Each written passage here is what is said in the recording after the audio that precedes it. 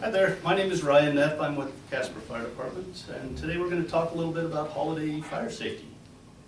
So the first thing we want to start with is, obviously during the holidays, we like to eat, right? So cooking is one of the big things. And it turns out unattended cooking is the leading cause of deaths with fires in the United States.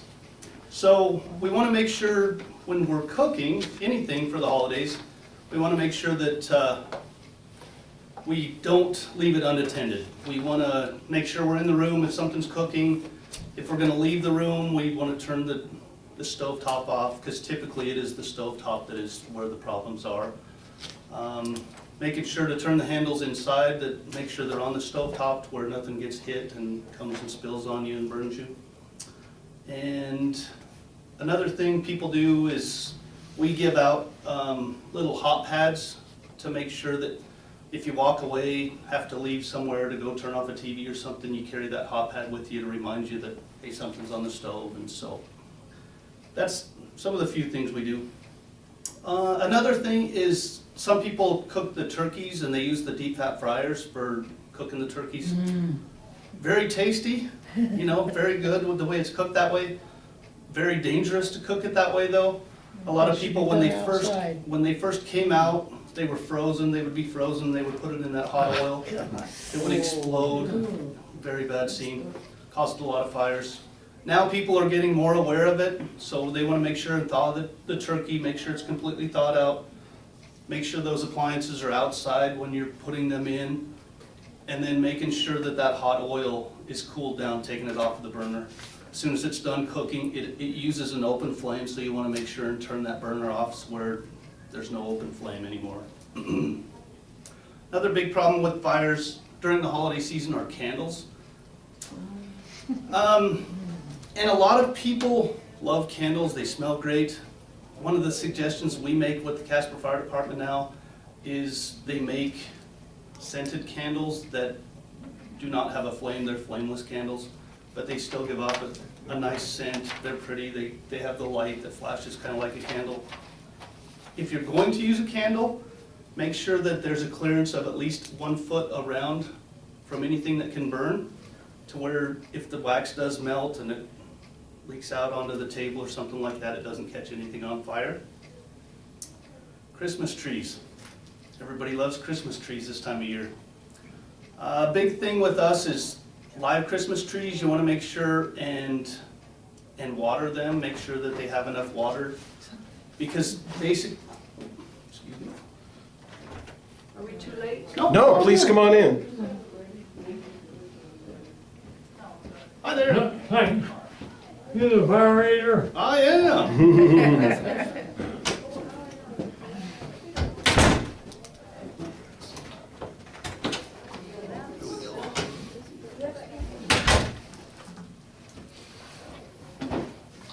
We're just talking about Christmas trees and that kind of stuff, safety. So like I was saying with Christmas trees, if you're going to get a live tree, we want to make sure that it's a fresh tree, because the second that we cut that tree off, it's going to start to die.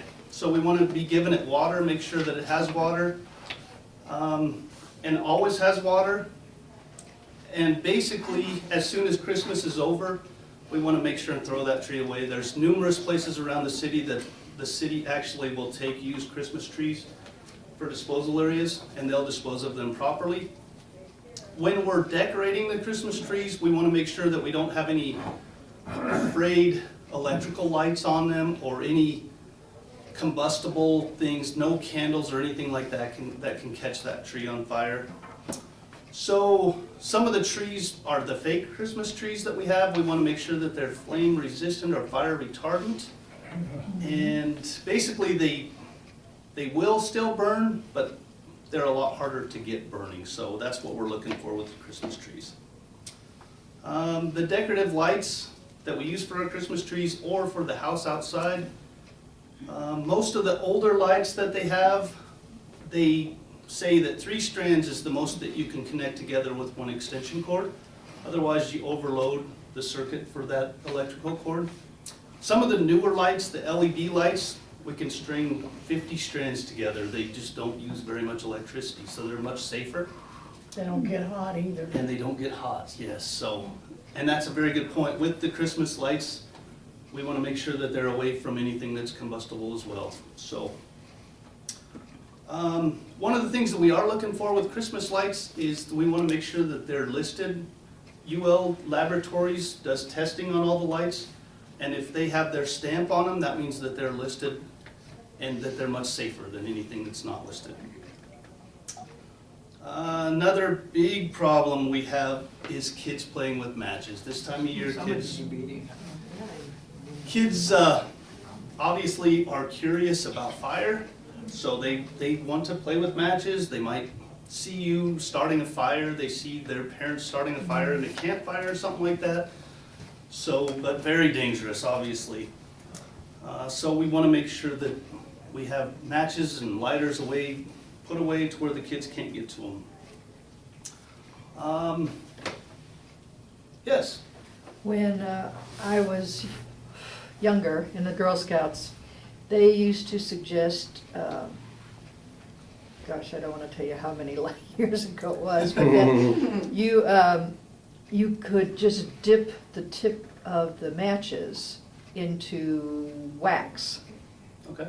And that would, it's supposed to be keeping anything from starting the flame off, Right. if they were all coated. Is that still true? Or? Yes, that will help. But basically, we're just advocates of saying we don't want the kids to have matches, so that's basically what we want. So. Another big time, or this time of year, the winter, obviously it gets cold. It's beautiful out there right now, but we know winter's coming for sure. A lot of people use their fireplace this time of year.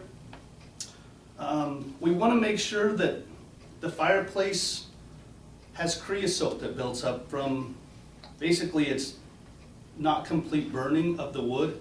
And so that stuff goes up into the flue of the chimney, and that stuff is very flammable. So you want to make sure and have your chimney cleaned by a professional at least once a year. And then they can inspect it also to make sure that it's safe to burn. And then another thing with fireplaces is there are ashes, obviously, after you get done burning. And well, we see a lot of fires this time of year because the wind blows. It blows those ashes and those embers around and it catches things on fire. So we want to make sure and put those ashes in a metal container with a lid and let them cool for at least 24 hours before we throw them away. So that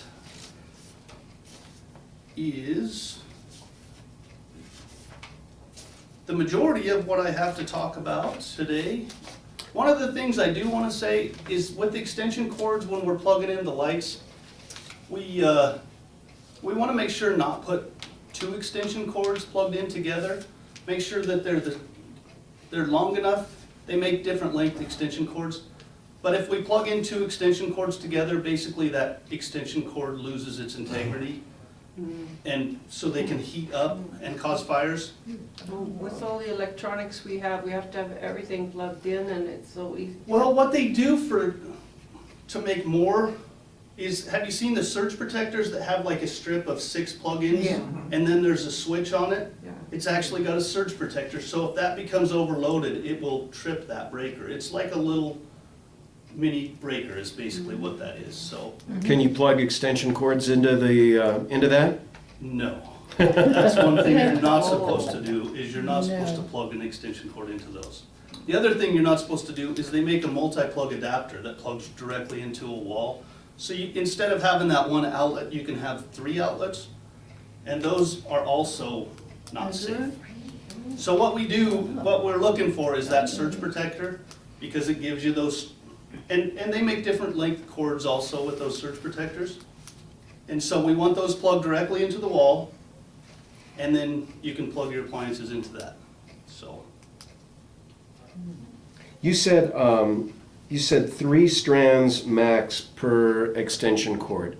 Actually, for the Christmas tree lights. Okay. So those, you know, the outdoor lights that they have like the icicles, that look like little icicles hanging down. Typically, what they say on the box is they only want 3 strands plugged in together because you can plug the strands in together.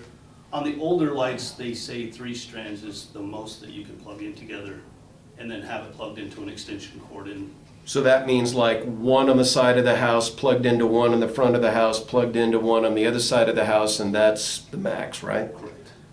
Okay. Yep. How do you know if the extension cord that you're using can handle whatever it is that you're plugging into it? If it's if it's lights or if it's a space heater or whatever. Sure, that's a great question. Most extension cords will have a tag on them that will say what they can handle, what kind of a load they can handle. So it might be amps, how many amps it can have, and then the appliance that you're using will tell you how many amps it uses. So even the surge protectors will have a maximum amount of things that you can plug into them. So you might only be able to use 2 of them depending on what you have plugged into that surge protector to make it safe. Is that a problem? People plugging space heaters into extension cords and overloading? Yes, definitely. Yeah, because they use a ton of electricity. Mm-hmm. My furnace went out this year. I'm sorry. Whatever. It's That's expensive. another story. But anyway, I took my heavy cords and ran them from this, if I had to run them around through the house further, those big orange ones. Uh-huh. I took that and used that first and then put the extension cord onto that. Was that a good practice or Well, not? actually, the heavier the cord, the better it is, the safer it is. Well, I just thought maybe that was, And that is true. because I had to use space heaters. Right. You know. What we want to make sure though is if you're using something like that for a temporary basis, that's fine. An extension cord is a temporary use, Yeah, okay. basically appliance. So, but yes, typically the bigger it is, but like I said, even those ones will have a tag on them. Sometimes it's deceiving because sometimes they're bigger cords, but they really can't handle as much, with the amperage. But yes, Well, that's what I used because I had to go a longer distance and I happened to have 100 cord or whatever, and all the time Exactly. front. So I just wondered about that. And then at the same time, if you wanted to plug in your vacuum cleaner, which isn't on all the time, and that would really take it over the edge or something. Well, in something like that, typically this vacuum cleaners have longer cords, because they're typically made to do that, plug in. And so you can get across the room, plugging into the Yeah. wall. So Yeah. ideally, what we want people to do is use the outlets that are on the wall. They're the safest. The house is wired that way. So that's the safest thing that you can do is plug into the actual outlet on the wall. So. If the surge protector protects like from a lightning storm or something going through and knocking out your appliances, does it work the other way too? If it's overloaded, if you plug in too much to it, will it trip? It'll trip it off. It should. I have seen it where it does not. Huh. So yes, they're supposed to, that's what they're designed to do, yes. Work both ways? Correct. Okay. Correct.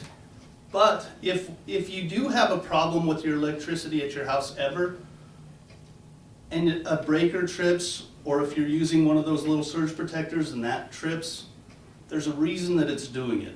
So don't ignore it and just go back and flip the breaker and say, oh, I tripped the breaker again. Something's going on to where either the breaker's not big enough in your house and you need to have an electrician come and take a look at that and say you're overloading your circuits.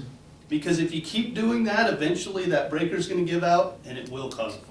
We have seen that before. Really? So, yes. Okay. I didn't know breakers would give out.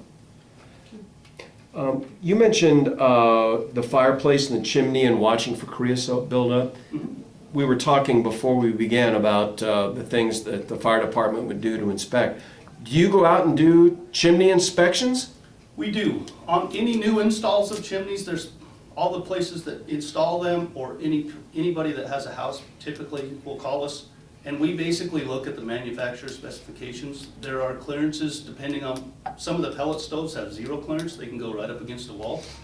Other ones, you might have to be 18 inches away from a wall, so yes, we do go in and look and make sure that it has the double wall chimney going out of the fireplace to where it's safe. So yes, we do those as well. One other thing too, I remember my dad used to burn our Christmas tree in the fireplace after Christmas, Good idea, bad idea? Bad idea. Actually, Time ago. actually, creosote. well, not only that, but they give those embers I was talking about. You guys have all seen wildfires, and they talk about the embers that they give off, and they Yeah. can go for miles. And the wind we have in Wyoming, those just go straight up the chimney, and they go out. They'll fly and they can Not catch. only that, your brick will be nice and black around. Somebody Exactly. tried that in mine, and I had a heck of a time cleaning it up. I knew better, but that's. Yeah, it's actually very dangerous to burn your Christmas tree, Yeah. so we do not suggest that. The other thing that's dangerous is burning the wrappers from presents. So it's Really? it's bad to, actually, it can give off some sort of a chemical, it's reaction, and so it's really bad to burn that, and it's very flammable as well, so. Because of the paint on Yeah, I'm the not sure, wrapping it's paper? the material they use to make it, I guess, yeah, so, Mhm. interesting, And there was something in the paper about that just recently. really. Yeah? saw The it. other thing is, when you're starting a fire in the fireplace, we suggest highly against, don't use gasoline, kerosene, anything like that. Use a little paper and kindling to start the fire with a long match or one of those lighters that has the long handle, and so you don't burn yourself with that, so. How do you know if your fake Christmas tree is flame resistant? It will say it on the box. It has to. Yep. And there are laboratories that do testing on those as well, so. Can you buy one anymore that isn't flame resistant? I doubt you can. I bet you I would think they all are flame resistant now, so, but I don't know, you never know. Yeah, okay. Is this time of year when, like Christmas time, do you get more calls or? Absolutely. Really? Yes, definitely. Yeah, people, well, like I said, everything that I hit on was the candles, the Christmas lights, the electricity, all of those factors go into it with, the fireplaces, same thing. All of those contribute to it, to the added calls, basically. Should you use extension cords for outside lighting? Yes, Is that okay? It's okay to use extension cords. You want to make sure you have that extension cord plugged right into there. Most houses have outlets outdoors and an outdoor outlet, or you can run it through a crack in a window or something like that into your garage. You just want to make sure if you're running it through that window, you don't pinch the cord, you don't want to make sure there's no frays on it or anything like that. So, but directly plugged into the outlet is what we want, what we're looking for with those. Okay. And you said it's never a good idea to plug an extension cord into another extension cord? Never a good idea, no. Nope, Huh. nope. Or a surge protector for that matter. So, we call that daisy chaining. Mm-hmm. So, and that's actually in code, when we go inspect a business, if they have anything like that, we make them take it out. So, What about materials, like are there certain materials that we wear for our clothing, right? Yeah. That are. seem That's to good. be- Like we heard about these skirts Sleeping. that were, these summer skirts that were actually quite flammable, yeah, that's a great point. So, your clothing, the clothing I'm wearing is actually fire resistant. It's very expensive clothing. These pants are $180 for these pants. Our clothing allowance, we actually get $500 a year for our clothing allowance, and it's one uniform. That's Oh, wow. what we can buy with our clothing allowance, is one complete set uniform. Yeah. So, any clothing, basically, cotton is what we look for. Anything underneath that we wear underneath of our uniform is cotton. So polyester is very flammable, and it melts to you, it'll like stick to your skin. Yeah. Yeah. But one thing we're looking for is if you're cooking, we try to not have any loose clothing on. Make sure you roll the sleeves up, make sure when you're reaching over the stove. And then if you do catch on fire, if any part of the clothing catches on fire, you want to make sure, has everybody heard of stop, drop, and roll? Stop, drop, and roll. We want to make sure that you stop, just don't run because it puts more air on the fire. Oh, yeah. And oxygen actually contributes to fire growth. So we want to make sure and stop, drop down, cover your face, and just roll around on the ground. And that will smother the fire. So, but yeah, that's a great question. How do you know what fire you should try and put out yourself and when to call you guys? Oh, that's a good idea. We suggest, That's a great idea. ideally, There are fires, that's a great question. There are fires that you can put out. And I had, my cousin actually was cooking a Christmas dinner, actually I think it was Thanksgiving dinner a couple of years ago, and he had a fire in his oven. The turkey actually caught on fire in his oven. He had too much grease or something built up on the bottom and it caught fire. And everybody was freaking out and it was like a big deal, and I was like, that's what that oven's designed for. It's designed to have a fire in it. It's not a problem. You can you turn your oven up to 500 degrees to clean it, right? Right. When you do a clean cycle, it's 500 degrees in that oven. So if something catches on fire in your oven, close the door Forget about it. and leave and call 911 if you think that it's gonna get outside of the oven, because there is a vent hole in there, and if it does get too hot and burns enough, it can get out of there, so it is dangerous still. But that's the best place to have a fire in your house, is in the oven. If you have a grease fire on your stove, if there's a pan that the grease catches fire in the pan, make sure you have a lid nearby that fits that pan. And if it does catch fire, you wanna be careful, but you can put the lid over it and it will smother the fire. It takes all the oxygen away from the fire and it will put the fire out. We don't want to do the salt. I've heard salt, people saying they can put salt on the, No.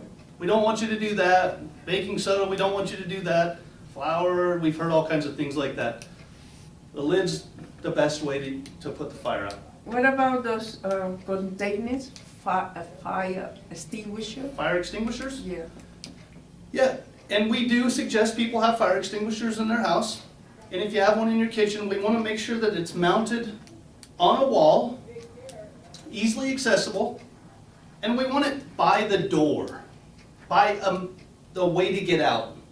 So what we say is, if there's a fire in your house and you think you can put it out, we want a small, basically the size of this little trash can. If there's a fire inside that trash can, if it's that small, and you can grab that fire extinguisher, you want to make sure you have your back to the exit and spray that. And what we use there's a little acronym we use for fire extinguishers. There's a pin inside the handle.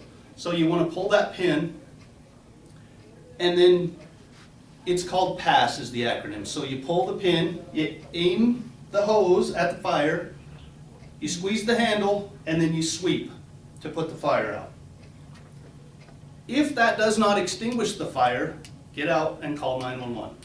Even if it does extinguish the fire, you want to make sure, and probably call 911 anyhow, the fire department will show up, no problem, and they'll come and make sure that the fire's out. Because there's a lot of fires that we went on that people think that they have put the fire out, and it's actually started, it's still smoldering in there, and it can reignite actually, so.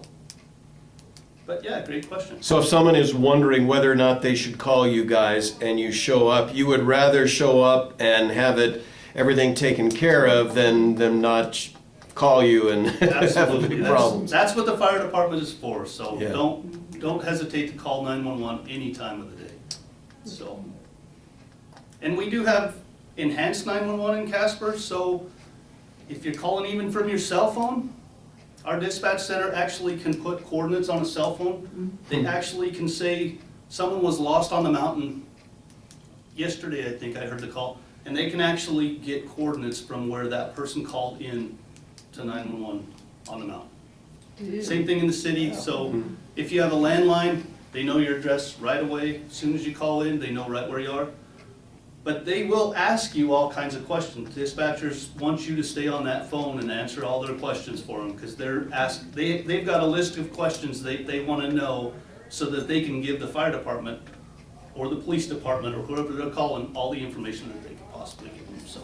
What's a typical response time? If you have a problem, you call 911, do you guys have like a goal that you like to be there within such time? Or? Our goal, well, I shouldn't say exactly, but typically 5 minutes is close. Wow. We would like to be 4 minutes. I mean, ideally, the faster the better. You know, so any medical calls, anything like that. The Casper Fire Department goes on all I don't know if you guys know this, but we go on all medical calls, any car wrecks, any hazardous material spills. We go on, obviously, the fires, service calls. We go check on fireplaces. I've had 5 vehicles show up. Yeah, I believe that.